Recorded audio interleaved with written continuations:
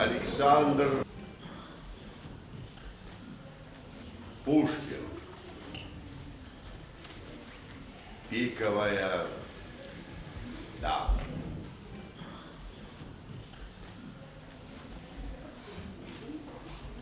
Пиковая дама означает тайную недоброжелательность. Новейшая гадательная книга, а в ненастные дни собирались они часто, гнули, Бог их прости, от 50 на 100 и выигрывали, отписывали мелом. Так в ненастные дни занимались они делом. Однажды играли в карты. Долгая зимняя ночь прошла незаметно, сели ужинать. В 5 часу утра. Те, которые остались в выигрыше, ели с большим аппетитом, прочие в рассеянности сидели перед пустыми своими приборами. Но шампанское явилось, разговор оживился, и все приняли в нем участие. «А что ты сделал, Сурин?» – спросил хозяин. «Ай, проиграл по обыкновению. Надобно признаться, что я несчастлив, никогда не горячусь, никто меня с толку не собьет, а все проигрываю». «А каков Герман?» – сказал один из гостей, указывая на молодого инженера, стоящего неподвижно. Отроду не брал он карты в руки, отроду не загнул ни одного пароли, а до 5 часов сидит с нами и смотрит на нашу игру. Игра занимает меня сильно, сказал Герман, но я не в состоянии жертвовать необходимым в надежде приобрести излишнее. Ой, Герман немец, он расчетлив, вот и все. А вот кто для меня непонятен, так это моя бабушка, сказал Томский. Как, что, закричали гости. А вот не могу постигнуть, отчего бабушка моя до сих пор не понтирует. Да что ж тут удивительного, что 80-летняя старуха не понтирует? Так вы ничего про нее не знаете? Нет, право, ничего, закричали гости. О, так послушайте.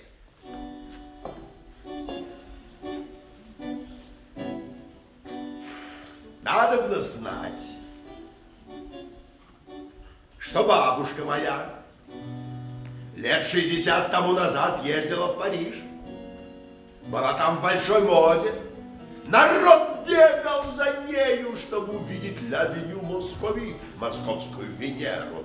Ришелье за нею волочился. И бабушка уверяет, что он чуть было не застрелился от ее жестокости. В то время дамы играли фараон. Однажды при дворе бабушка проиграла на слово герцогу Орлеанскому, ну что-то очень много. Приехав домой, отлепливая мушки с лица, отвязывая фижмы, она объявила дедушке о своем проигрыше и приказала заплатить. Покойный дедушка, вот сколько я помню, был род бабушкиного дворецкого.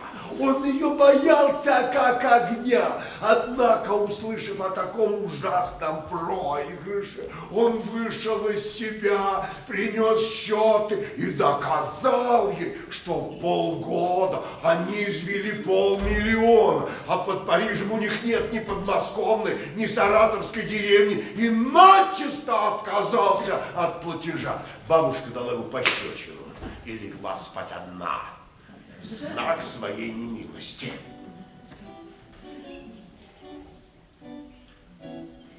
На другой день она велела позвать мужа. Ну, надеюсь, что домашнее наказание над ним подействовало, но нашла его непоколебимым. Первый раз в жизни она дошла с ним до рассуждений, уверений, думала усовестить его, снисходительно доказывая, что долг долгу рознь, и что есть разница между принцем и каретником. Куда? Дедушка бунтовал. Нет, нет, да и только. Бабушка не знала, что делать. А вот что делать? С нею коротко был знаком человек очень замечательный. Ну, вы, конечно, слышали о графе Сен-Жермене, о котором рассказывают так много чудесного. Он выдавал себя за вечного жида, за изобретателя жизненного эликсира, философского камня и прочее. Над ним смеялись, как над шарлатаном. А Казанова в своих записках говорит, что он был шпион. Впрочем, несмотря на свою таинственность, Сен-Жермен имел очень почтенную наружность и был в обществе человек очень любезный. Бабушка до сих пор любит его без памяти, и она решилась к нему прибегнуть. Написала ему записку и попросила немедленно к ней приехать. Старый чудак явился тотчас и застал ее ужасным горем. Она объяснила ему самыми черными красками варварство мужа и сказала, наконец, что всю свою надежду она полагает на его дружбу и любезность. Дружбу, любезность. Сен-Жермен задумался.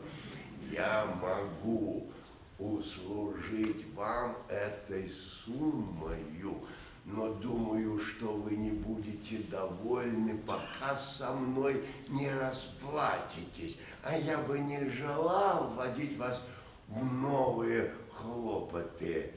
Есть другое средство. Вы можете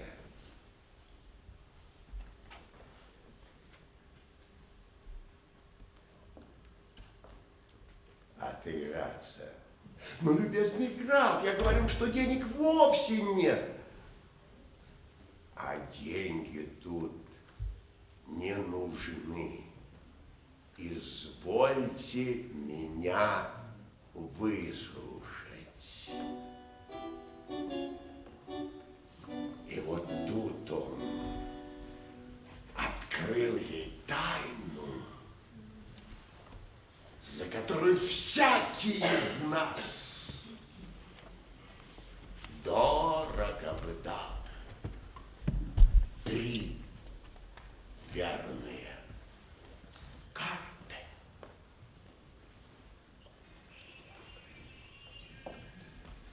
Молодые люди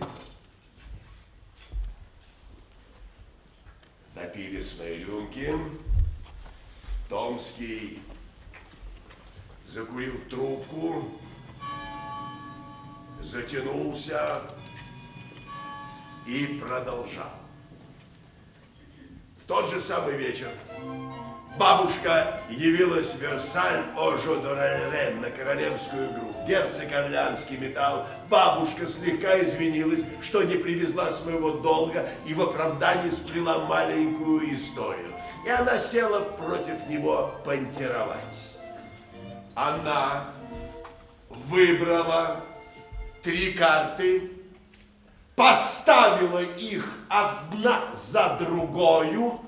Все 3 выиграли ей сонника.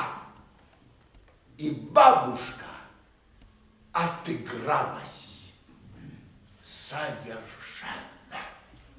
О, случай, сказал один из гостей. Сказка, заметил Томский. А может статься порошковые карты, заметил третий. Не думаю, важно, отвечал Томский. Как, сказал Нарумов, у тебя есть бабушка, которая угадывает 3 карты сряду, а ты до сих пор не перенял у нее ее каббалистики. Твердость твоя для меня удивительна.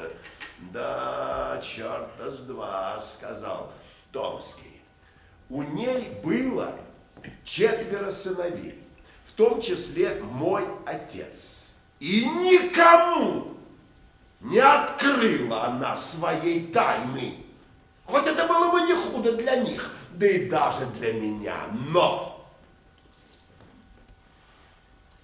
вот что мне рассказывал дядя, граф Иван Ильич, и в чем он уверял меня честью.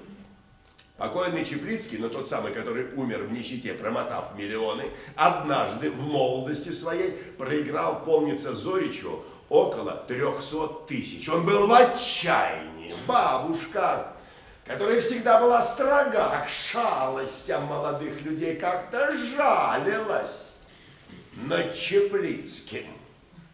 Она дала ему 3 карты с тем, чтобы он поставил их одна за другой, взяла с него честное слово впредь никогда уже больше не играть. Чеплицкий явился к своему победителю. Они сели играть. Чеплицкий поставил на первую карту 50 тысяч, выиграл Соника, загнул пароли П, отыгрался и остался еще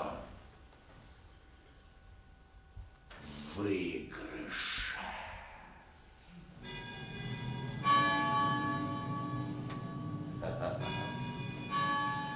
Однако пора спать. В самом деле уже расцветало, было без четверти 6. Молодые люди допили свои рюмки и разъехались. Герман,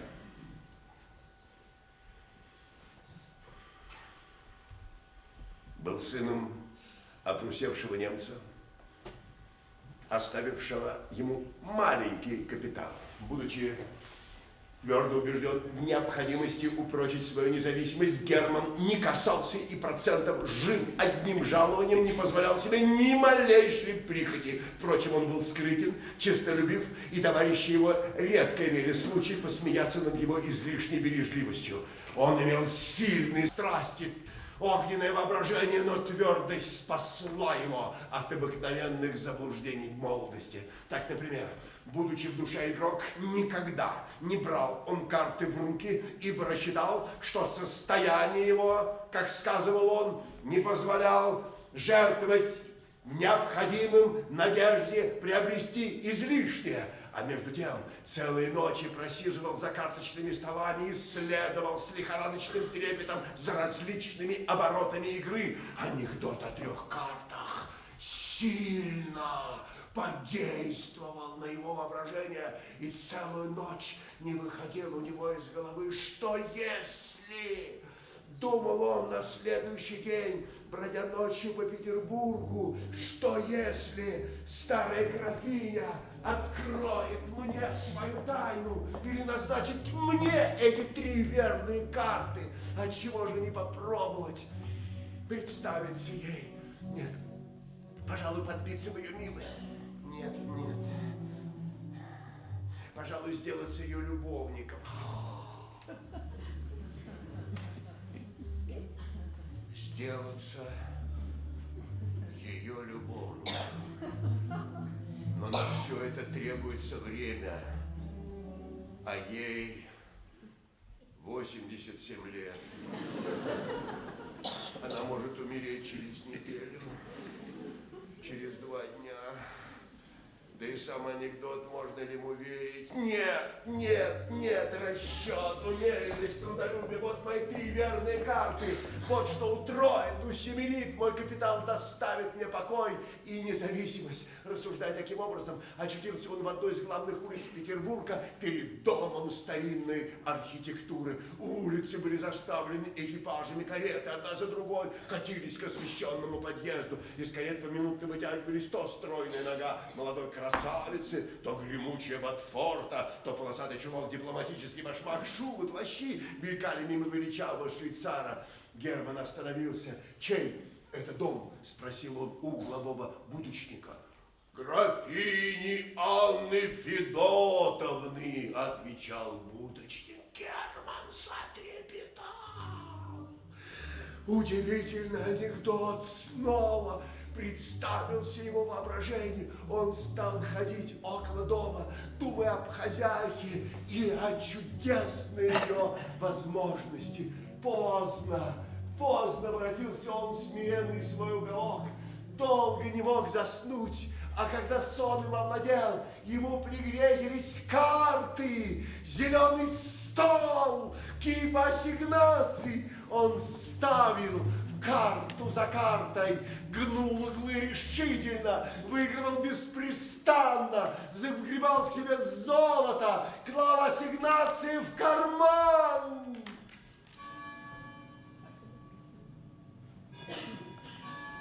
Проснувшись, уже поздно, он вздохнул о потере своего фантастического богатства и пошел опять бродить по городу.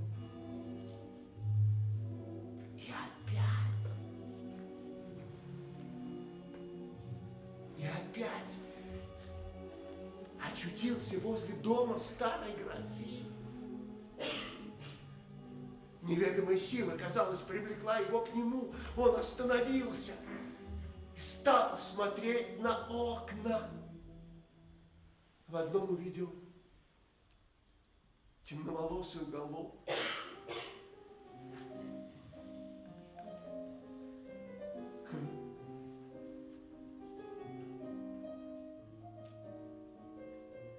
Головку, склоненную, вероятно, над книгой или над работой.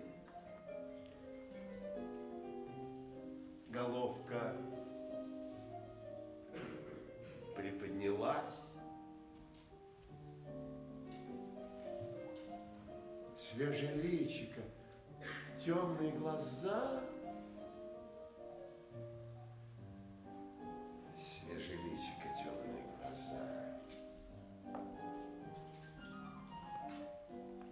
И вот эта минута решила его участь. Мадам, месье, вы, кажется, всерьез предпочитаете служанок. Ну, что поделать, мадам, они свежее, светский разговор. Старая графиня сидела в своей уборной перед зеркалом. 3 девушки окружали ее. Одна держала банку румян, другая коробку со шпильками, а третья высокий чепец с лентами огненного цвета. Графиня не имела ни малейшего притязания на красоту, давно увядшую, но сохраняла все привычки своей молодости и строго следовала модам 70-х годов и одевалась так же долго и так же старательно, как и 60 лет тому назад. У окошка за пяльцами сидела барышня, ее воспитанница. «Здравствуйте, гран-маман», сказал вошедший молодой офицер. «Бонжур, мадемуазель Ли». «Гран-маман, а я к вам с просьбой». «Что такое, Поль?» «Позвольте представить вам одного из моих приятелей и привести его к вам в пятницу на бал». «Привезите его мне прямо на бал! Тут мне его и представишь. Был ты вчера еще в Елецках?» А как же было очень весело, танцевали до 5 часов утра. Как хороша была Елецкая. И, мой милый, а что в ней хорошего? Такова ли была ее бабушка, княгиня Дарья Петровна?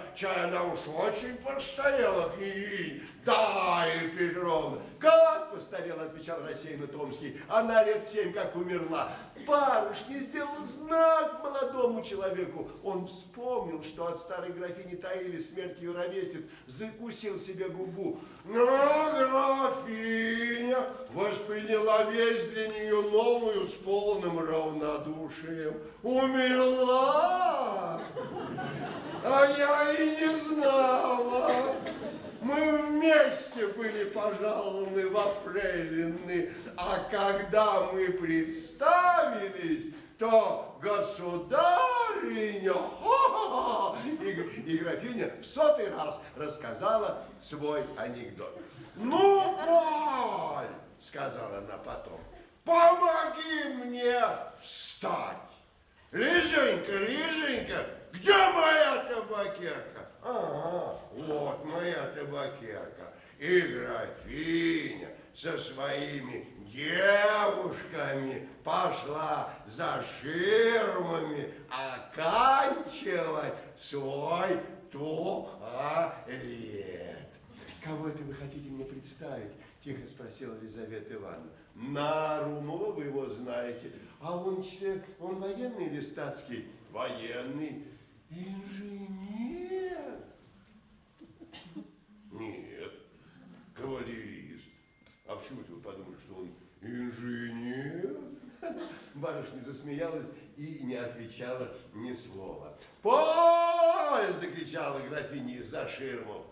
«Пришли мне какой-нибудь новый роман, но только не из нынешних.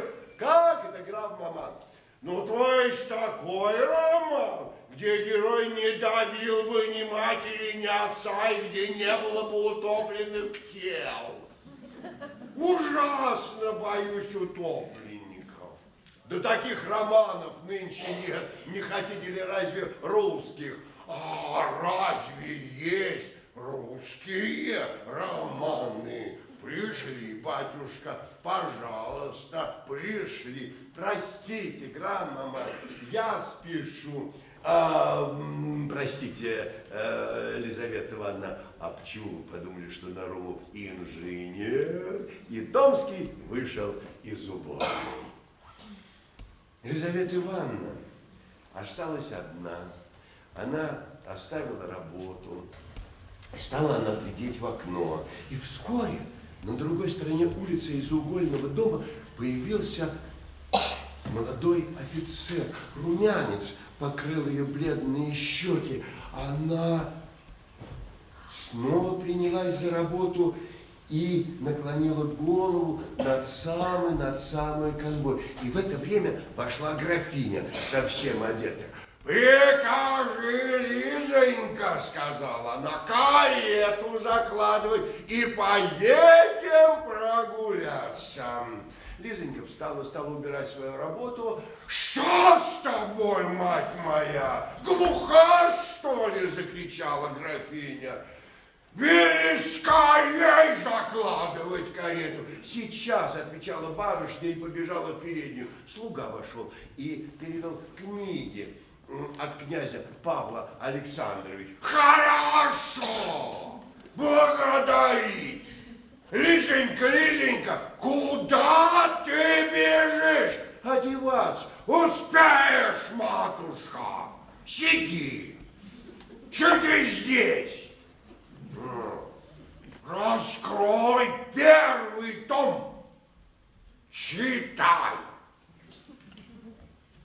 Вслух! Что с тобой, мать моя? Глуха, что ли? С голосу, что ли, спала? Громче! Погоди! Подвинь! Скамеечку пододвинь!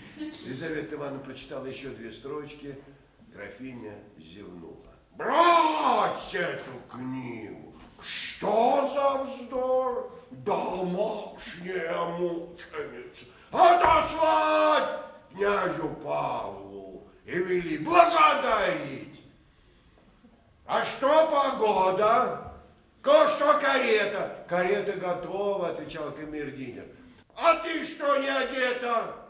Лизавета Ивановна выбежала в свою комнату. Не прошло 2 минут. Графиня начала звонить, и до всей ночи 3 девушки бежали в одну дверь, камердинер в другую. «Что это вас не докличешься?» — кричала графиня. «Сказать Лизавете Ивановне, что я ее жду!» Лизавета Ивановна вошла в капоте и шляпке.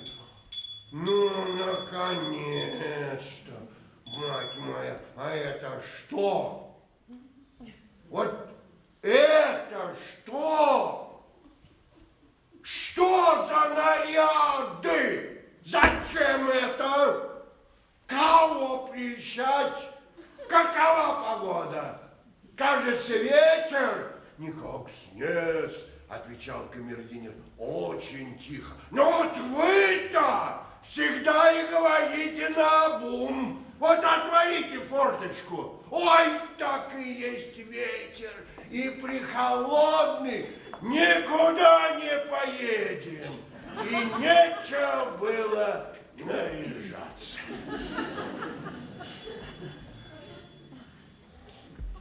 И вот моя жизнь, подумала Лизавета Ивановна. Но однажды Лизавета Ивановна, сидя под окошком за пяльцем,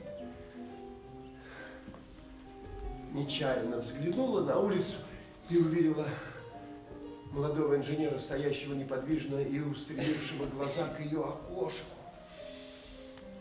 Она опустила голову и снова занялась работой. А через 5 минут взглянула опять. Ой. А молодой офицер стоял на прежнем месте, устремив на нее глаза. Не имея привычки кокетничать с незнакомыми офицерами, она перестала глядеть на улицу и шила около 2 часов, не приподнимая головы. Подали обедать, она встала, начала убирать свои пяльцы и, взглянув, нечаянно на улицу, она опять его увидела. Это показалось ей довольно странным. После обеда она подбежала к окошку с чувством некоторого беспокойства.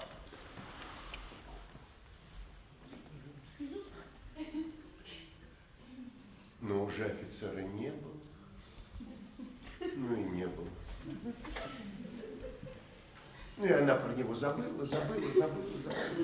Но дня через 2, выходя с графини, садиться в карету, она опять его увидела. Он стоял у самого подъезда, закрыв лицо бобровым воротником. Черные глаза его сверкали из-под шляпы. Лизавета Ивановна испугалась, сама не зная чего, и села в карету с трепетом неизъяснимым. Возвратясь домой, она подбежала к окошку. Офицер стоял на прежнем месте, устремив на нее глаза. Она отошла, мучаясь любопытством и волнуемой чувством для нее совершенно новым. С того времени не проходило дня, чтоб молодой человек в известный час не являлся перед окнами их дома. Между ним и ею установились неусловленные сношения. Сидя на своем месте, за работой, она чувствовала его приближение, поднимала голову, смотрела на него. С каждым днем все долее и долее. Молодой человек, казалось, был ей зато благодарен. Румянец покрывал ее бледные щеки всякий раз, когда взоры их встречались. Ну и через неделю она ему улыбнулась.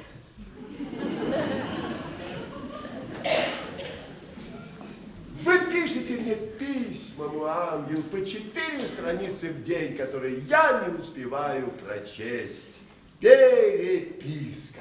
Только Лизавета Ивановна успела снять капот и шляпку, как уже графиня послала за нею и велела опять подавать карету. В это самое время, как 2 лакея вынесли старуху и просунули в дверцы, Лизавета Ивановна возле самого колеса увидела своего инженера.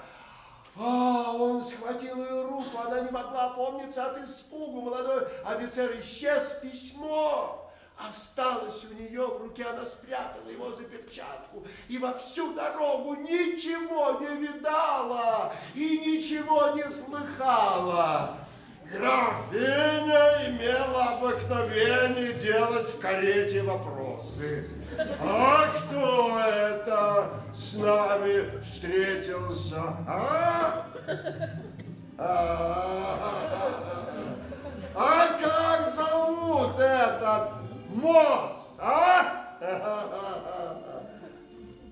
А что там написано на вывеске? Лизавета Ивановна сей раз отвечала наобум, не в попад, и рассердила графиню. Что с тобой, мать моя?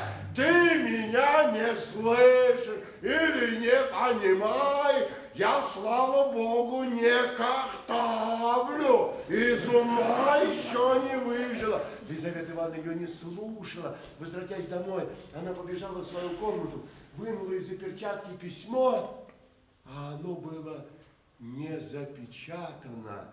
И что? Елизавета Ивановна его прочитала. Письмо содержало признание любви. Оно было нежно, почтительно. Ну, конечно, оно было нежно, почтительно. Это письмо было слово в слово взято из немецкого романа. Но Елизавета Ивановна по-немецки не умела, и поэтому она этим письмом была очень довольна. Почтительно. Однако принятое ею письмо беспокоило ее чрезвычайно. Впервые входила она в тайные, тесные сношения с молодым мужчиной. Его дерзость ужасала ее. Она упрекала себя в неосторожном поведении и не знала, что делать. Перестать ли сидеть у окошка и невниманием охладить в молодом офицере охоту к дальнейшим преследованиям, отослать ли ему письмо или отвечать. Холодно и решительно. Ой, посоветоваться не с кем, никого, ни подруги, ни наставницы. Вот что делать? Елизавета Ивановна решилась отвечать. Она села за письменный столик, взяла перо и бумагу. Несколько раз начинала она свое письмо и рвала его. То письмо казалось ей слишком жестоким, то слишком снисходительным.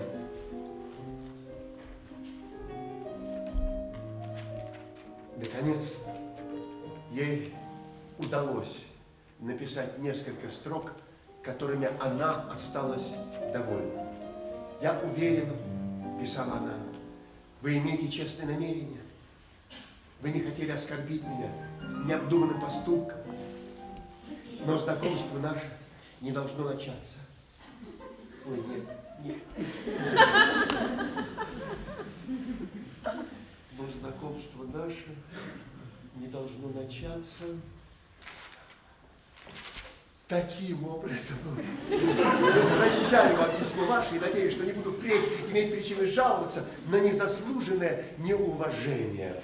Жаловаться на незаслуженное неуважение. На другой день Елизавета Ивановна, увидя идущего Германа, вошла в залу, отворила форточку и бросила письмо на улицу, надеясь на проворство молодого офицера.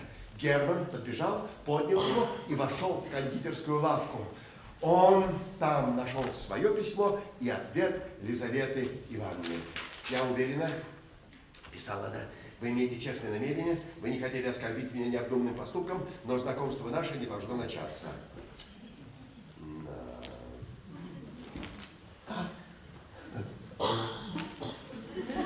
Но знакомство наше не должно начаться таким образом. Возвращаю вам письмо ваше и надеюсь, что не буду впредь иметь причины жаловаться на незаслуженное неуважение. Он того и ожидал и возвратился домой очень занятый своей интригой.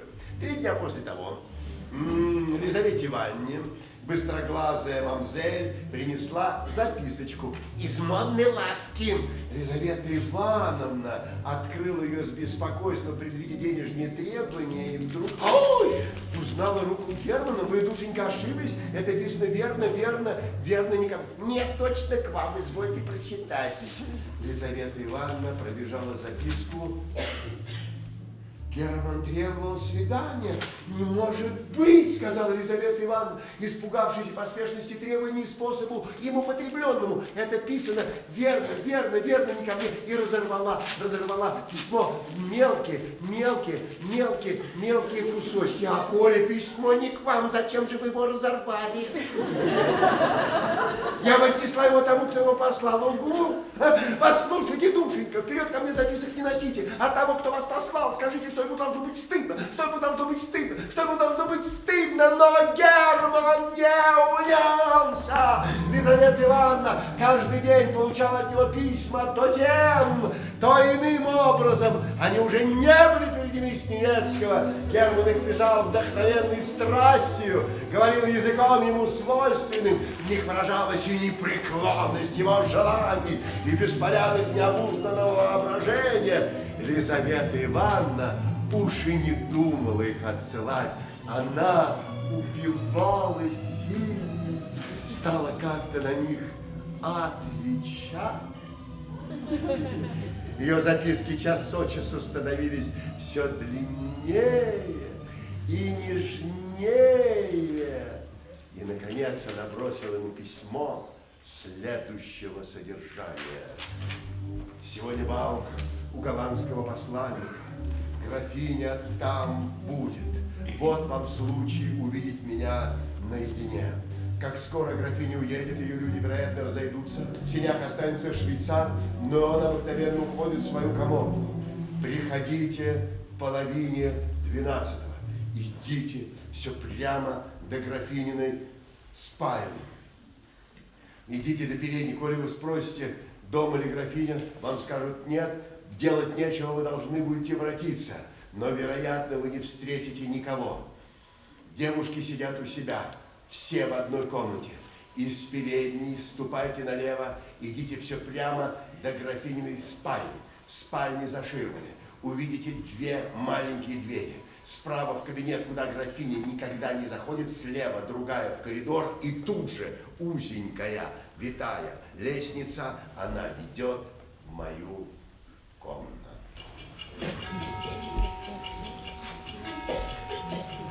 Герман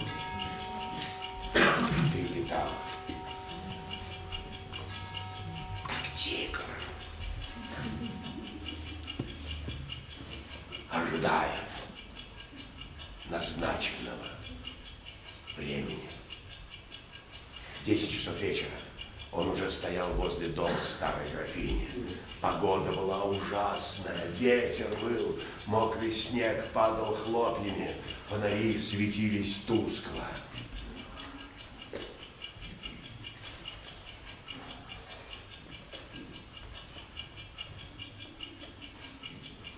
Герман стоял в одном сюртуке, не чувствуя ни ветра, ни снега. Наконец, графинину карету подали. Герман видел, как лакеи вынесли под руки сгорбленную старуху, укутанную в соболью шубу, и как вслед за нею в холодном плаще, с головой убранной свежими цветами, мелькнула ее воспитанница, дверцы захлопнулись, и карета тяжело покатилась по рыхлому снегу. Швейцар запер двери, окна померкли. Герман стал ходить около опустевшего дома. Подошел к фонарю, взглянул на часы. Было 20 минут 12-го. Остался под фонарем, устремив глаза на часовую стрелку и выжидая остальные минуты. Ровно в половине 12-го Герман ступил на графинино крыльцо и взошел в ярко освещенные сени. Швейцара не было. Герман сбежал по лестнице, отворил дверь в переднюю и увидел слугу, спящего под лампой в старинных запачканных креслах. Легким и твердым шагом Герман прошел мимо него. Зала и гостиная были темны, лампа слабо освещала их из передней. Герман вошел в спальню. Перед киотом, наполненным старинными образами, жалко теплилась золотая лампада. Пленялые штофные кресла и диваны с пуховыми подушками стояли в печальной симметрии около стен, поклеенным китайскими обоями. На стене висели два портрета, писанные в Париже мадам Лебрен. Ах, это мадам Лебрен. Один изображал мужчину в светло-зеленом мундире, полный со звездою, другой молодая красавица, лет 60 тому назад. По всем углам торчали фарфоровые пастушки, часы, старинные часы, работы Леруа. Ах, это работы Леруа. Коробочки, шкатулки, разные дамские игрушки. Право. Герман пошел за ширму. За ними стояла маленькая железная кровать. Справа находилась дверь, ведущая в кабинет, слева другая в коридор.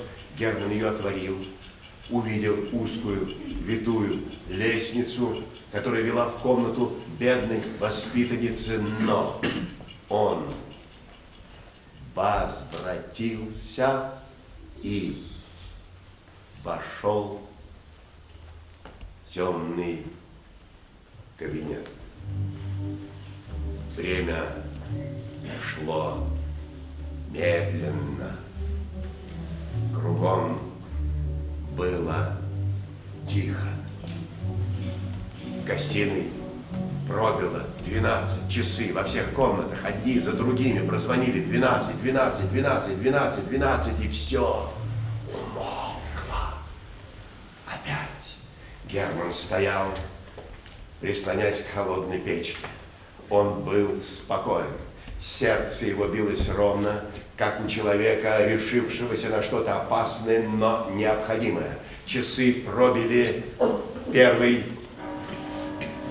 и второй час утра, и он услышал дальний стук кареты. Карета подъехала, остановилась. Стук опускаемой подножки, невольное волнение овладело им. В доме засуетились люди, побежали. Раздались голоса, и дом осветился.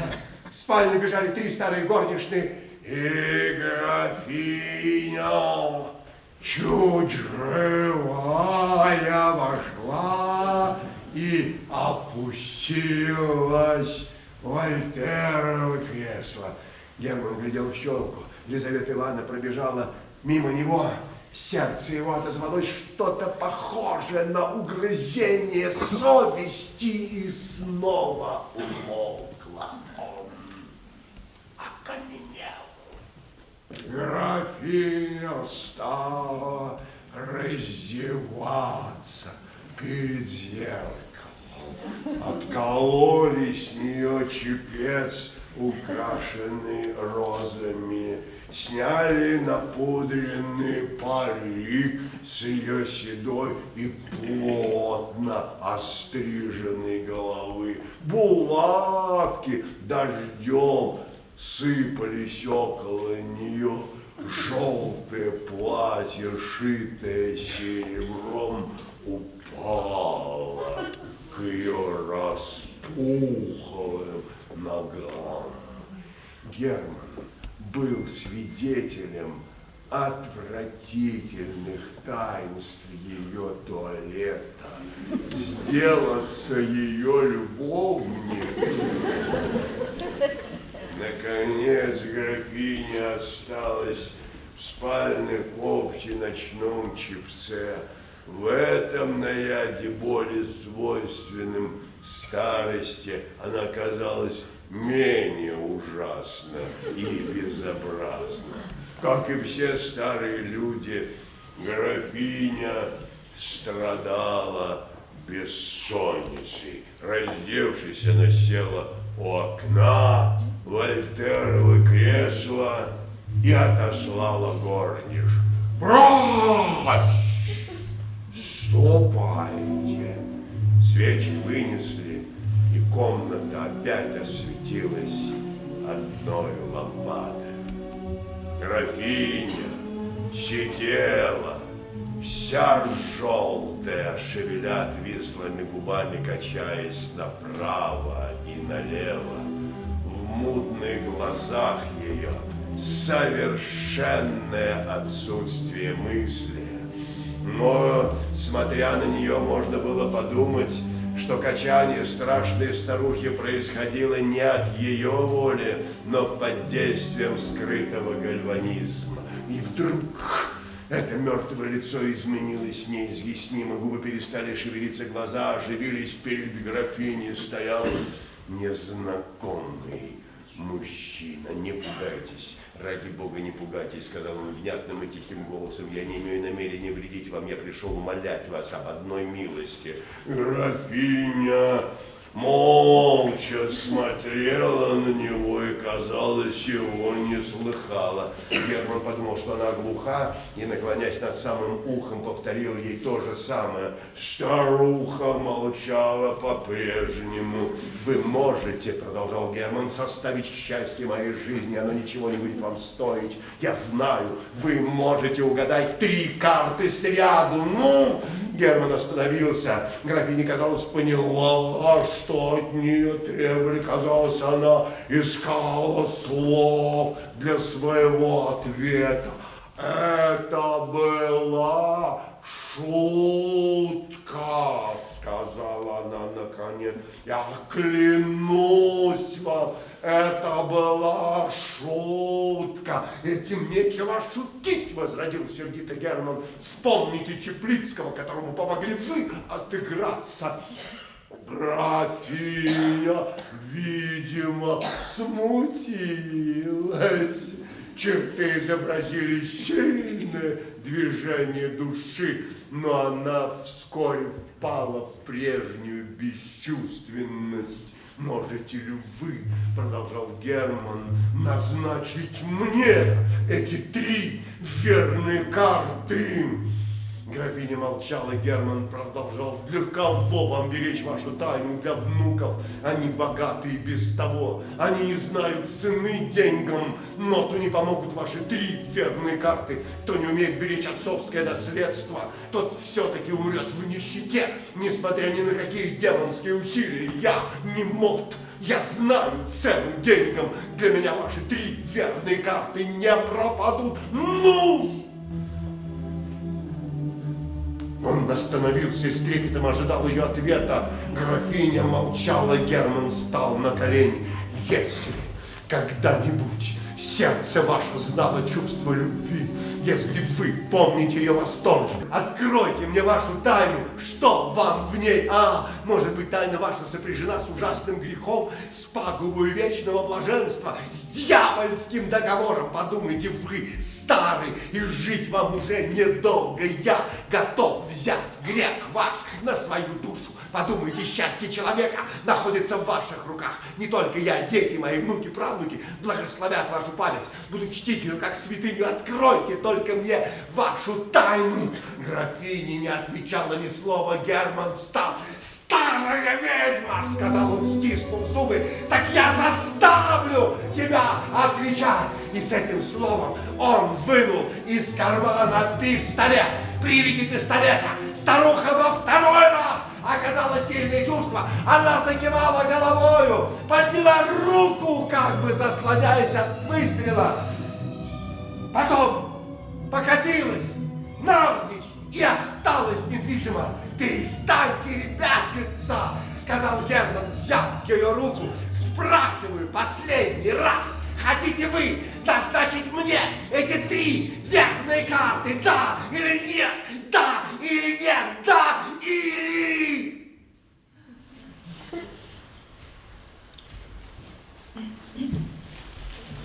Графиня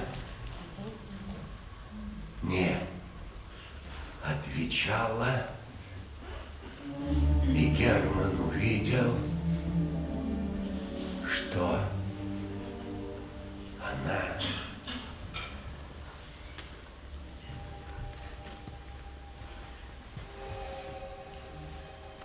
умерла.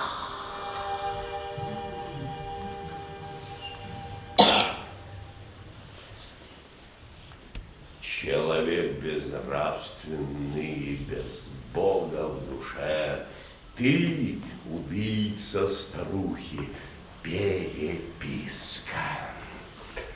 Лизавета Ивановна сидела в своей комнате, еще в больном своем наряде, погруженная в глубокие размышления. Приехав домой, она с трепетом вошла к себе, надеясь найти там Германа, и желая не найти его. И с первого взгляда она удостоверилась в его полном отсутствии.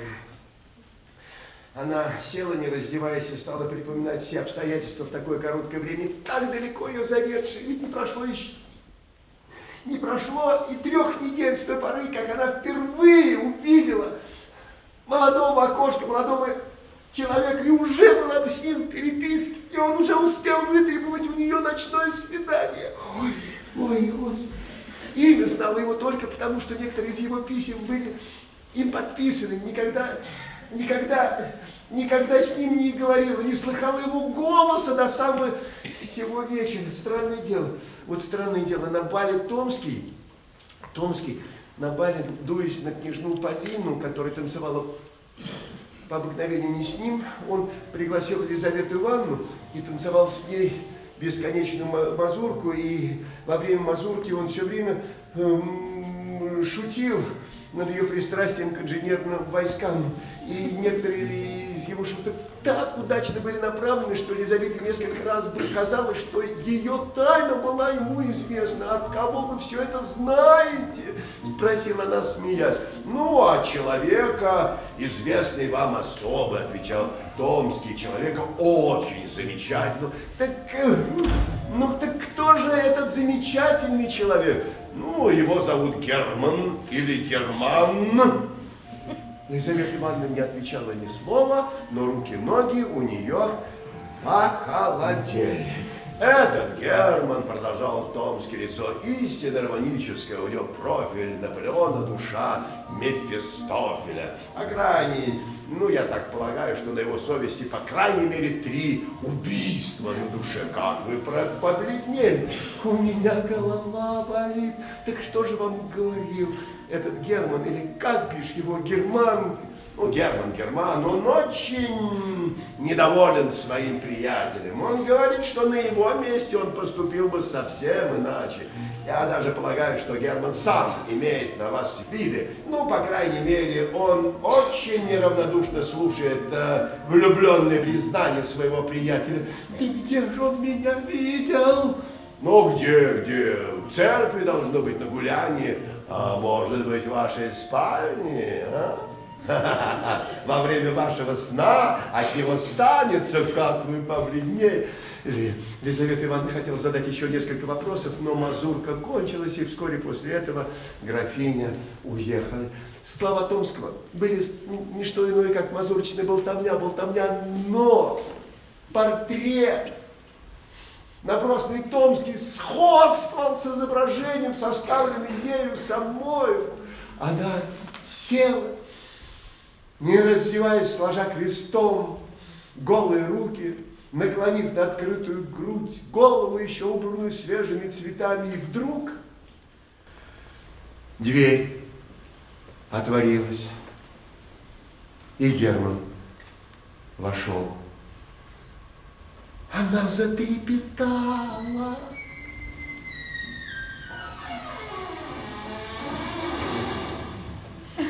Где же вы были?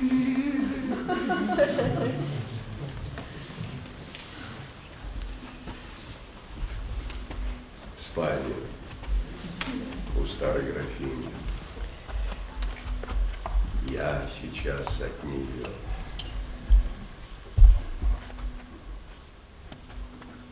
Графиня умерла. Боже мой, что вы говорите? Да. И, кажется, я причиной ее смерти. Герман сел на окошко подле нее и все рассказал. Елизавета Ивановна выслушала его с ужасом. Так эти страстные письма, эти пламенные, дерзостные преследования, все это было не любовь, деньги. Вот чего алкала его душа. Не она могла утешить его желаний и осчастливить его, а бедная воспитанница была не что иное, как помощница разбойника, убийцы, старой своей благодетельницы. Поздно заплакала она в мучительном своем раскаянии. А Герман смотрел на нее молча. Сердце его также терзалось, но ни слезы бедной девушки, ни удивительная прелесть ее горести не тревожили суровой души. Он не чувствовал угрызений совести при мысли о мертвой старухе. Одно ужасало его: невозвратная потеря тайны, от которой жаждал обогащения. Вы чудовище, сказала наконец Елизавета Ивановна. Я не хотел ее смерти, пистолет мой не заряжен. Они замолчали. Утро наступает. Да, утром. Как же вам выйти из дома? Я хотела провести вас по потаенной лестнице, но надо идти мимо графининой спальни, а я... Что вы? Ну, боюсь я. Ну так расскажите мне, как найти эту потаенную лестницу. Я выйду. Елизавета Ивановна встала, подошла к комоду, вынула ключ и передала его Герману. Герман молча взял, пожал ее холодную безответную руку, поцеловал наклоненную голову и вышел. Он спустился вниз по витой лестнице и вошел опять в спальню графини. Мертвая старуха сидела, окаменев.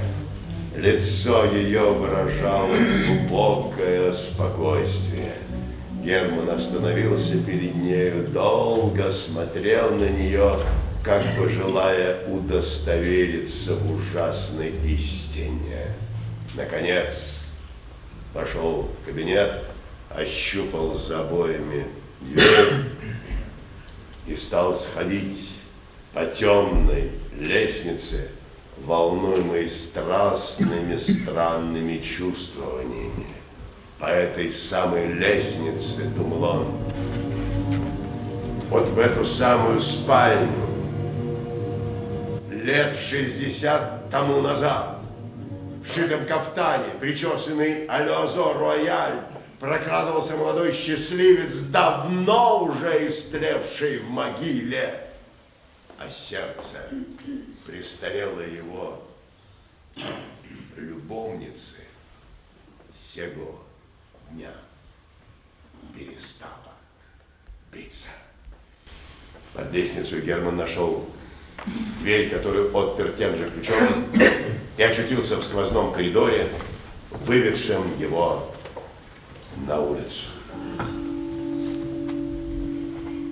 В эту ночь явилась ко мне покойница, баронесса фон Б. Она была вся в белом и сказала мне: здравствуйте, господин советник. Это Сведенборг.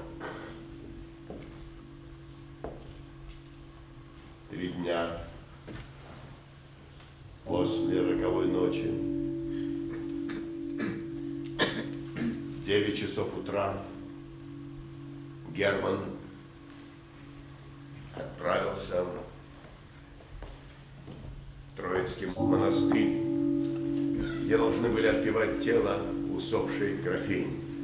Не чувствуя раскаяния, он не мог, однако, совершенно заглушить голос совести, твердивший ему: «Ты убийца старухи, ты убийца старухи». Имея мало истинной веры, он имел множество предрассудков и верил, что мертвая графиня могла иметь вредное влияние на его жизнь, и он решился явиться на ее похороны, чтобы и спросить у ней прощения. Церковь была полна.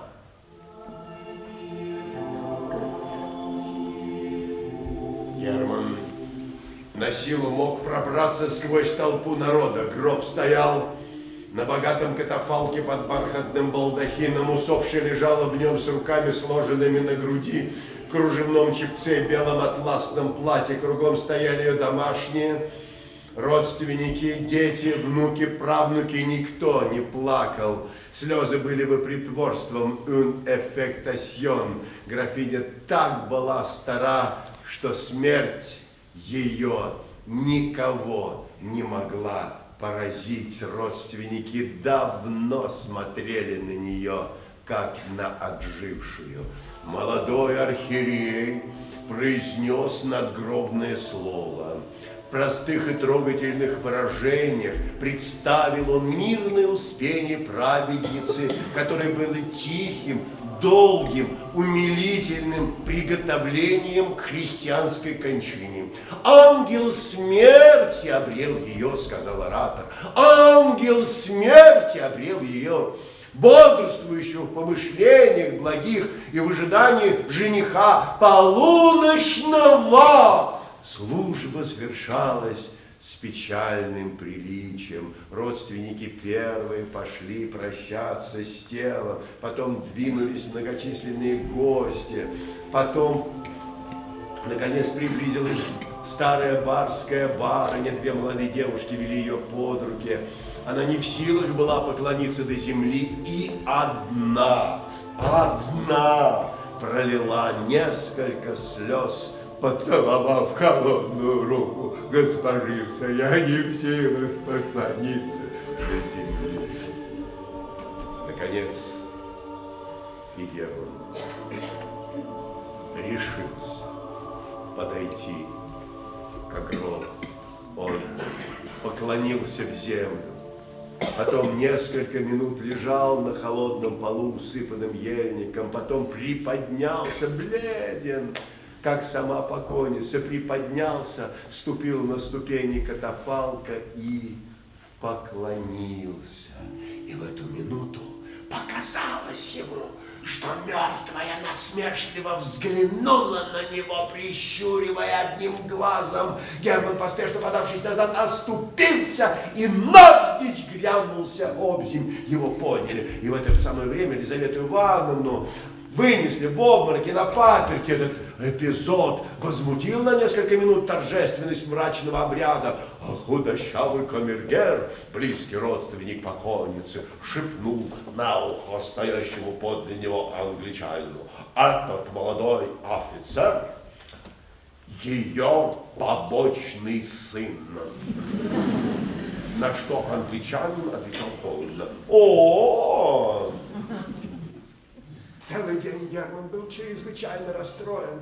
Обедая в уединенном трактире, он против обыкновения своего пил очень много. В надежде заглушить внутреннее волнение, но вино еще более горячило его воображение. Воротясь домой, он бросился, не раздеваясь, на кровати крепко уснул. Он проснулся уже ночью. Луна озаряла его комнату. Он взглянул на часы. Было без четверти 3. Сон у него прошел. Он сел на кровать и думал о похоронах старой графини. И вот в это время кто-то с улицы заглянул к нему в окошко и тотчас отошел. Герман не обратил на то никакого внимания. Через минуту услышал: что отпирали дверь в передней комнате. Подумал он, это, наверное, денщик пьяный возвратился с ночной прогулки. Но нет, он услышал незнакомую походку. Кто-то ходил тихо, шаркая туфли, дверь отворили, и вошла женщина в белом платье. Герман принял ее за свою кормилицу и удивился, а что могло привести в такую пору? Но белая женщина, скользнув, очутилась перед ним, и он узнал: графиня! Я пришла к тебе против своей воли, но мне велено исполнить твою просьбу. Тройка, семерка, туз выиграют тебя сряду, но с тем, чтобы ты в сутки более одной карты не ставил и после уже во всю жизнь не играл. Прощаю тебе мою смерть с тем, чтобы ты женился на воспитаннице моей Лизавете Ивановне. И с этим словом белая женщина повернулась и вышла, тихо, шаркая туфлями. Хлопнула дверь в сенях. Герман увидел, что кто-то опять посмотрел к нему в окошко. Долго не мог опомниться. Пошел в другую комнату, и денщик его спал на полу. Герман насилу его добудился. Денщик был пьян по своему обыкновению, от него нельзя было добиться никакого толку. Дверь в сене была заперта. Герман воротился в свою комнату, засветил там свечку и записал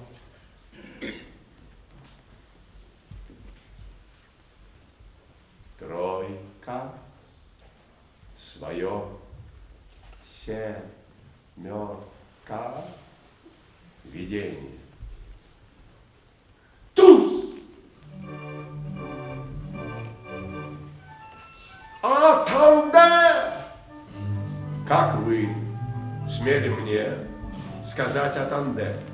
Ваше превосходительство! Я сказал атанде с. Две неподвижные девы не могут в нравственной природе занимать одно и то же место, как два тела в физическом мире не могут занимать одно и то же место. Тройка, семерка, туз вскоре заслонили воображение Германа образ мертвой старухи. Тройка, семерка, туз не выходили у него из головы и шевелились у него на губах. Увидев молодую девушку, он говорил, как она стройна, настоящая тройка, червоная. Его спрашивали, который час, он говорил, ха-ха-ха, без 5 минут. Ха-ха-ха, семерка. Всякий пузатый мужчина напоминал ему туза. Тройка, семерка, туз, тройка, семерка, туз. Преследовали его во сне.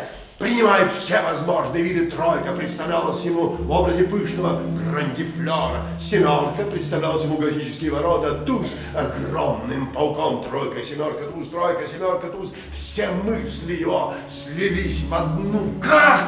Как воспользоваться тайной, которой дорого стоило? Как? Он стал думать об отставке, о путешествиях. Он хотел в открытых и грецких домах Парижа вынудить клад у очарованной фортуны.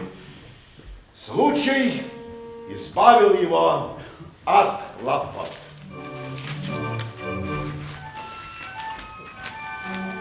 В Москве составилось общество богатых игроков под председательством славного Чекалинского, проведшего весь век за картами, нажившего некогда миллионы, выигрывая векселя и проигрывая чистые деньги. Долговременная опытность заслужила доверенность товарищей, открытый дом, славный повар, ласковость и веселость приобрели уважение публики. Он приехал в Петербург. Как? Он приехал в Петербург, проведшего весь век за картами, нажившего некогда миллионы, выигрывая векселя, проигрывая чистые деньги. Вот и случай. Молодежь к нему нахлынула, забывая балы для карты, предпочитая соблазны фараона, обольщения, волокитства. Нарумов привез к нему Германа. Они прошли ряд великолепных комнат, наполненных учтивыми официантами, несколько генералов и тайных советников. Играли вист, молодые люди сидели, развалясь на штофных диванах, ели мороженое и курили в трубке. В гостиной за длинным столом, около которого теснилось человек 20 игроков, сидел хозяин и метал банк. Он был человек лет 60, очень почтенной наружности. Голова была покрыта серебряной сединой, полное свежее лицо, свиста, свято изображали добродушие, и глаза блистали, оживленные всегдашней улыбкою. Нарумов представил ему Германа. Чекалинский дружески пожал ему руку, стасовал карты и продолжал метать. Та не длилась долго, наконец она закончилась. Чекалинский стасовал карты, приготовился метать еще одну. «Позвольте поставить карту», — сказал Герман, протягивая руку из-за толстого господина, тут же понтировавшего. Чекалинский улыбнулся, поклонился молча в знак покорного согласия. Нарумов, смеясь, поздравил Германа с разрешением долговременного поста и пожелал ему счастливого начала. «Идет!» — сказал Герман и написал мелом куш над своею картой. «Сколько-с?» — прищуриваясь, спросил банкомет. «Извините, я не разгляжу». 47 тысяч! При этих словах все головы обратились мгновенно, и все глаза устремились на Германа. «Он с ума сошел!» — подумал Нарумов. «Позвольте заметить вам, что игра ваша сильна. Никто более 275 сенкерем здесь еще не ставил». «Что ж, бьете вы мою карту или нет? Я только хотел заметить вам, что, будучи удостоен доверенности товарищей, я не могу метать иначе, как на чистые деньги. С моей стороны, конечно, достаточно одного вашего слова, но для порядка игры и счетов я попрошу вас поставить деньги на карту».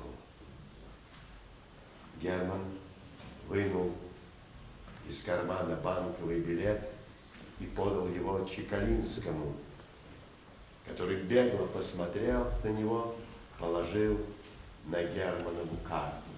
Он стал метать. Направо легла девятка, налево тройка. «Выиграла!» — сказал Герман и открыл свою карту. Между игроками поднялся шепот. Чекалинский нахмурился, но улыбка снова возвратилась на его лицо. «Изволите получить? Сделайте одолжение». Чекалинский вынул из кармана несколько банковых билетов и тотчас расчелся. Герман принял свои деньги и в ту же минуту отправился домой. На другой день, вечером, он опять явился у Чекалинского. Хозяин металл.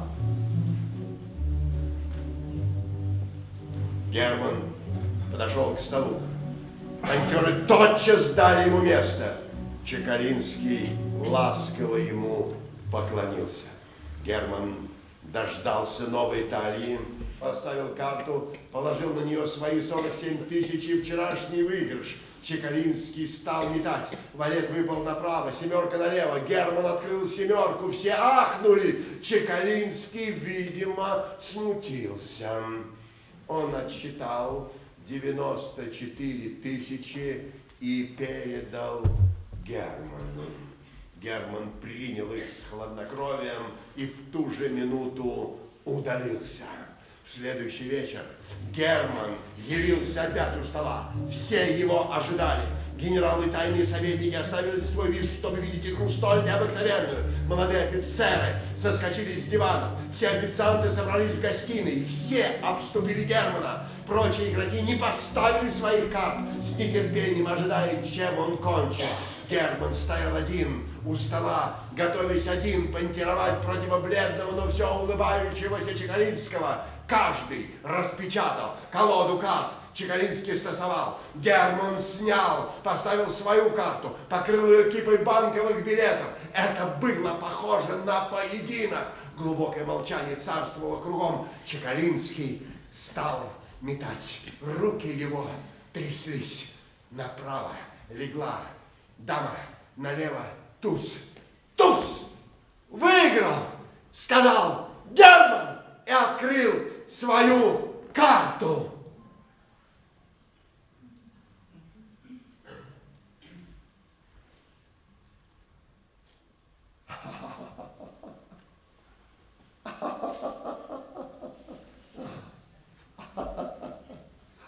Дама ваша убита, сказал ласково Чекалинский. Герман вздрогнул. В самом деле, вместо туза у него стояла пиковая дама. Он не верил своим глазам, не понимая, как он мог обдернуться. Обдернулся! И в эту минуту ему показалось, что пиковая дама прищурилась и усмехнулась. Необыкновенное сходство поразило его. Старуха!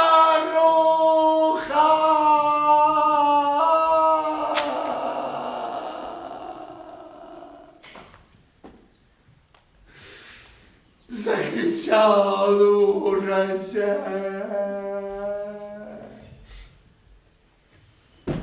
Чекалинский потянул к себе проигранные билеты. Герман стоял неподвижно. Когда он отошел от стола, он услышал шумный говор. Славно спонтировал, кричали гости. Чекалинский снова стасовал карты, и игра пошла своим чередом. Герман сошел с ума. Он лежит в Обуховской больнице в 16-м номере, не отвечает ни на какие вопросы и бормочет необыкновенно скоро: тройка, семерка, туз, тройка, семерка, дама, тройка, семерка, туз, тройка, семерка, дама. Лизавета Ивановна вышла замуж за очень молодого человека, он где-то служит, он сын управителя у старой графини. И у Лизаветы Ивановны воспитывается бедная родственница. Томский произведен в ротмистры и женится на княжне Полине. Пиковая дама. Пиковая дама.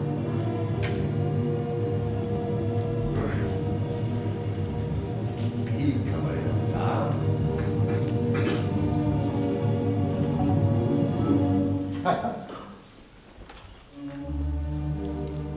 Пиковая дама означает